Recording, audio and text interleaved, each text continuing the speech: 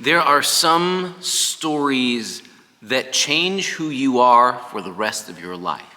Whether it's a story you've heard or a story you lived, there are those moments, those events that just the retelling of them changes the course of your life and becomes the anchor you come back to over and over and over again. That's certainly how it is for the ancient people of Israel. And we noticed in our most recent session of our adult forum, Journey Through the Old Testament and Hebrew Scriptures, that in the entire collection of the first 5 books, sometimes called the Torah or the Law, the central story is the great Exodus saga of how God's people had been enslaved in Egypt, are set free with God's miraculous provision through the sea, in the wilderness, and into the land, and that memory of having lived through God's saving power, pulling down the might of Pharaoh and offering a new way, a free life, and a covenant way to live with one another and with God, that shapes the way ancient Israel was supposed to remember its identity for generations, centuries later to come, even when they were miles and miles and miles away from Egypt and generations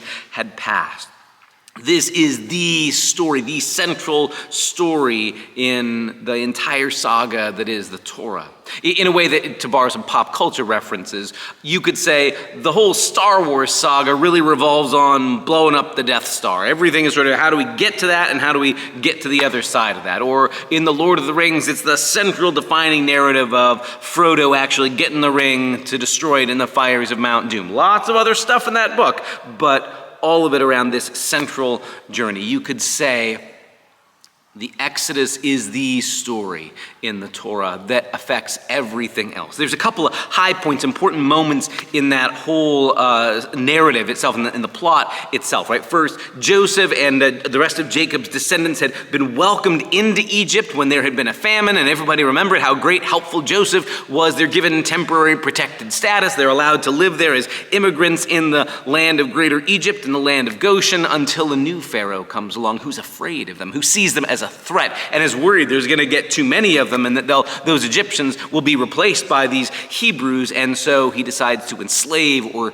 kill them. For 400 years they are enslaved until God finally raises up Moses, who's going to lead the people out of slavery. And through a series of confrontations with Pharaoh and his whole system that is built on greed and oppression and fear, everybody afraid in that whole system, God sets the people free through this miraculous succession of plagues that aren't just random bad things, but as we saw, are really meant to sort of take shots at the various gods of the Egyptian pantheon, right? Sort of like the way the Egyptians have a god of the Nile and a god of the sun and a god of the harvest and all that. And one by one, God shows, nope, I'm actually in charge of this. I'm in charge of this. Pharaoh is not. Pharaoh and his intimidation system, they are not in charge of these things.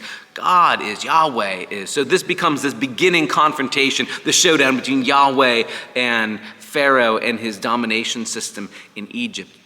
And people are set free in this miraculous sea crossing that becomes etched in their memory, right? God brought us through. We didn't have to fight. We didn't have to pick up any weapons at all. God just said, you sit still and watch how I save you. God leads them ahead, going ahead as this pillar of cloud and fire. And when God needs to defend them, God goes and becomes this pillar of cloud and fire behind the people, keeping the distance between the approaching army and the people. And then once they're in the wilderness on the other side and Pharaoh's armies are long past washing up on the shore, God provides for them along the way. Manna in the wilderness, water and quail. They're given what they need every step of the way. And the way God gives this manna, this miraculous food in the wilderness, is such that they are able to trust every day God will give them daily bread. They don't need to hoard or take from each other because there will be enough for everybody. And if they do hoard it, it goes bad. And they're given this rhythm of work and rest, right? 6 days they can gather the manna. On the 6th day, there will be a double share so that they can rest on the Sabbath when no manna is given. God is teaching them how to live a different way of life, an alternative way of life to Pharaoh's Egypt and all of its fear and restlessness and exhaustion and greed, a new way of life, which then God encodes in the terms of the covenant, right? The short version of the covenant, God says, I'll be your God, you'll be my people. the slightly more fleshed out version we might call the Ten Commandments, right? If you're the people of this God, you don't need any other gods, and you certainly don't need a Pharaoh claiming to be God. And we don't have to steal from each other. And we don't have to kill each other. We don't have to be jealous of each other. We can trust God will take care of us together. All of the commandments are meant to be understood within the context of the God who saves, right? There are just 10 random rules or 10 things thrown down like these are absolutes that make sense in any situation. They're meant to be specifically part of living in relationship with this God who gives us rest when Pharaoh did not, who promises us there will be daily bread. I don't have to steal from you. I don't have to be jealous of what you have. The whole larger picture of the Torah is still rooted. All the other commandments, for all the hundreds that they are really rooted in that memory of what it was like to be slaves in Egypt, what it was like to be set free, and how we trust that God will continue to provide for. So in all the rest of ancient Israel's laws, sometimes they can feel very complicated, very tedious, and obsessing over small little details, but the big, broad brushstrokes are remember who you are. Remember, you were brought out of slavery into freedom. Remember, God did that as a free gift, and now you are supposed to care for one another and for outsiders as well. A couple of big main ideas from that. One is that the memory of being enslaved and set free is meant to lead the people to empathy, right? There's this recurring refrain of, you remember what it was like to be enslaved in Egypt. You remember how you were mistreated. You remember how the Egyptians looked down on you when you were foreigners and they revoked your temporary protected status. So you are supposed to look out for the widow and the orphan and the foreigner because they're people who don't have a safety net otherwise. So the people are commanded to remember where they've come from so that they will have empathy for those who are in similar difficult circumstances in the future. There's this other really important principle of loving God and loving neighbor even more than making profit. So there are important provisions in the Torah that say making money or making the most amount of profits is not the priority. There are sometimes we sacrifice some profits for the sake of caring for others. Rules like you were supposed to leave the edges of your field unharvested so that people who didn't have land could still harvest them and provide food for themselves, right? The gleaning laws. There were rules about debt forgiveness, that every 7 years debts were canceled so that nobody got permanently stuck in a cycle of debt they couldn't ever climb out of or their kids couldn't climb out of. Over and over and over again, there are concerns for how I relate to my neighbor as my way of relating to God. All the rest of ancient Israel's laws, whether they're the civil and social laws or the priestly and ritual laws, purity and disease laws, or stewardship of land and life laws, they're all rooted in the memory of having come through the Exodus. The people are supposed to be honest and fair and just with each other in their civil practices and their marketplace practices because they know what it was like to be cheated. They know what it was like to be taken advantage of and exploited. So we don't do that anymore.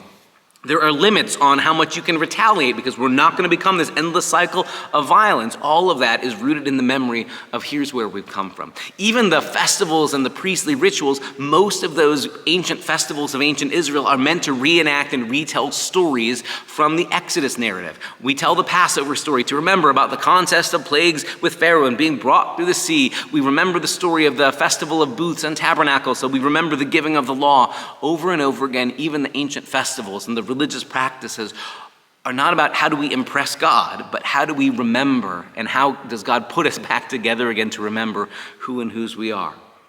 Even rules about letting the land rest every 7 years for Sabbath and letting every 50 years land go back to the original families that owned it to prevent anybody from being stuck in that position on the bottom, being stuck in slavery or in poverty forever. All of that is rooted in the memory. We've been there. We don't want to do that anymore. God is trying to help us not to become a new version of Pharaoh's Egypt. Once you see that's the background for all of the Torah, it turns out not to be a list of oppressive laws, but a sketch of here's what it would look like to be free people who understand freedom as how we care for one another, not just I don't have to do anything with you because I'm separate from you, but freedom as a real gift from God. That's what we talked about this last week. We're going to move forward next Sunday, this coming Sunday, and take a look at the historical accounts in the Torah. We hope you'll join us Sunday morning after worship at 10:15 here at Community of Christ.